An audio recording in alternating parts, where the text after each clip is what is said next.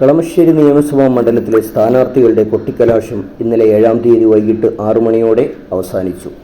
ആവേശക്കടലായി മാറി south കളമശ്ശേരിയിൽ LDF സ്ഥാനാർത്ഥി P Rajeev, UDF സ്ഥാനാർത്ഥി അബ്ദുൽ ഗഫൂർ, NDA സ്ഥാനാർത്ഥി MP ബിനു തുടങ്ങിയ പ്രമുഖ സ്ഥാനാർത്ഥികളുടെ പ്രവർത്തകർ ആവേശം നിറഞ്ഞ കൊട്ടിക്കലാശമാക്കി മാറ്റി.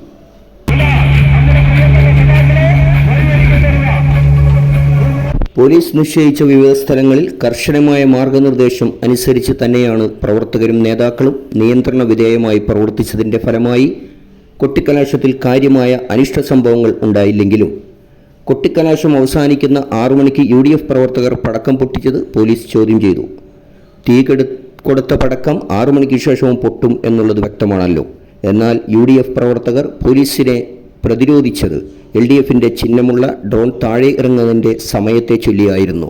പക്ഷേ ഇത് രണ്ടും കൃത്യമായി പറഞ്ഞവസാനിപ്പിക്കുവാൻ ഇരു നേതൃത്വത്തിനും കഴിഞ്ഞു. എന്നാൽ UDFിലെ ഒരു വിഭാഗം പ്രവർത്തകർ ദൃശ്യത്തിൽ കാണുന്നത് പോലെ കുട്ടികളുടെ സംഘം, അവരിൽ പലർക്കും വോട്ടവകാശം പോലും ഇല്ല എന്ന് മനസ്സിലാകും.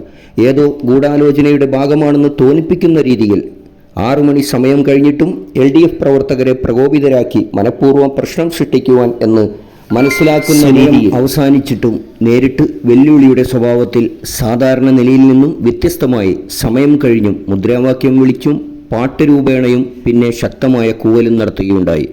പ്രദേശം ഒരു സംഘർഷാവസ്ഥയിലേക്ക് നീങ്ങുന്ന അവസ്ഥയിലേക്ക് ഇത് മാറി.